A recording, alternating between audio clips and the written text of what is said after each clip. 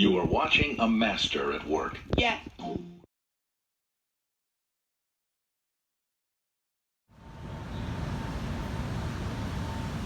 we lit? Tabernacle. We lit.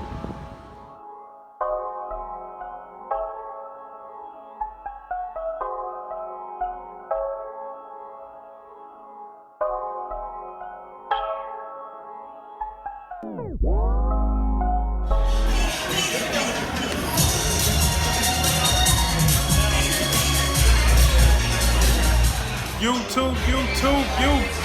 What's good, baby? It's your boy Sneaky Post back at it again with another one. We at the Tabernacle, baby. Hawks draft party. We lit. Go ahead and check it out. It's just not getting started.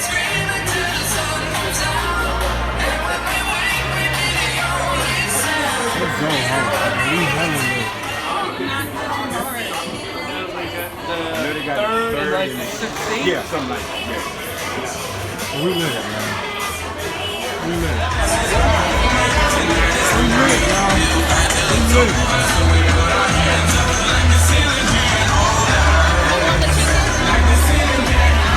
Three-pointers and the league's highest scoring average in nearly 30 years. The playoff picture was decided in overtime on the last night of the regular season. Both conference finals were decided in Game 7 for the first time in 39 years, and the finals featured some of the enemies. You know, you can do a lot of movement and make your team a really good team when you have that many first-round picks. So we're not done trying to improve this team to make it the best we can.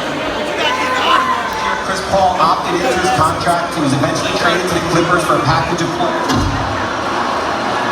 With the 11th pick in the 2018 NBA draft, the Charlotte Hornets select Shea Gilgeous-Alexander from Hamilton, Canada, and the University.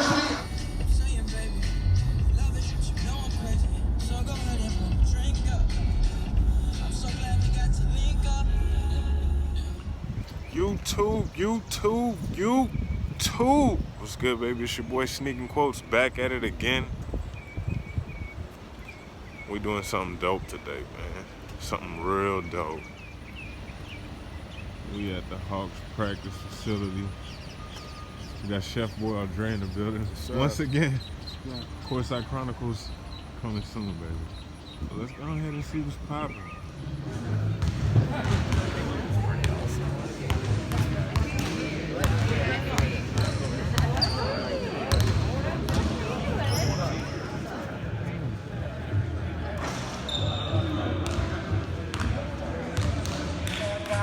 Every once in a while, when it goes round and Staying out of the way. Well, good morning, everybody. What an exciting day to be guys here. better, and those two guys stood out as the two guys that were kind of head and shoulders of everyone else. We had dialogue, I'm sure you saw, and obviously the 34th pick. What we got last night was finally an offer that got us our attention. You know, we felt like we were in a position that we could get one of the two guys that we valued the most. I know that most of the teams have outside shooters and things of that nature, so the traditional centers, Hawks are not really concerned about that. It's basically they want more outside shooters. Or do you have something already on the map as far as how you're going to, either somebody in mind that you're going to pick up on and I'm not sure if you're going to even consider maybe free agent, because maybe you're going into like a 3-year plan or something of that nature. You know. Yeah, no, good question. So right now we're looking for the best talent we can find in the draft. The way you attract free agents, I have a pretty strong belief, is by having pieces on your team players want to come sign with. I feel like we're very fortunate here in Atlanta. Atlanta is a good city. I don't worry about. We can get some players, as Lloyd just alluded to, that other players want to come play with. When we're ready to get into the free agent market, I think that's going to be a big plus for us.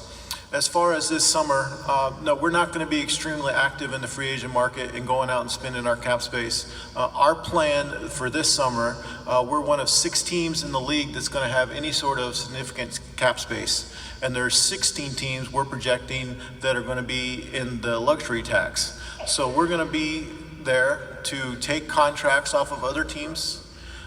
You guys have heard me use the baseball analogy several times. Like, the more swings of the bat we have in the lottery, the better chance we have to get one of these franchise-changing players. Hopefully we got one last night. Time will tell. But the more picks that we can get in the upper part of the draft, the sooner we'll turn this around. Lloyd can speak to that coming from Philadelphia.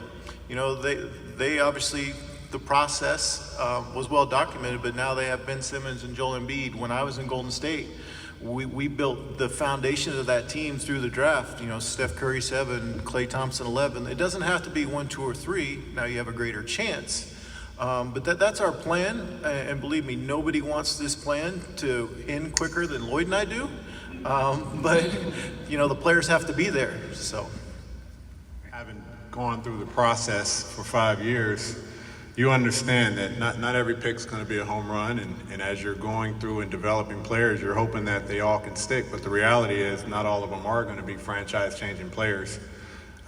We've had 5 years. We had 5 years at Philadelphia to try and get it right, and you go through a number of players, and I won't mention the names, but you guys can put some of that together. But the end result is a Joel Embiid and a Ben Simmons, and the end result is now they're ready to compete in May and in June for years to come. And Travis said, and he's had the same experience in Golden State, and I was there in the early stages with the competitor. We had him in here for a workout, and he talks and he barks and he's aggressive, and we want that mentality in our gym every day as well.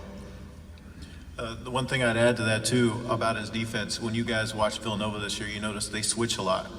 And a big part of what big guys in the NBA have to do is they have to be able to switch and pick and rolls. You know, you guys are watching the playoffs. Every team out there, they're switching pick and rolls. And so that is another thing that really stands out with him as well. You come to Tyler Dorsey's in here morning and night, every night and day, and they find it to be their home. I think the big picture, when you have a young roster like we're going to have, and guys that are trying to learn their way into the NBA, they need to spend time in a gym, and to have something like this is important. They can come here, we have 24-hour security, they can come here, we've got music going the entire time, so it's just something that they can get comfortable with.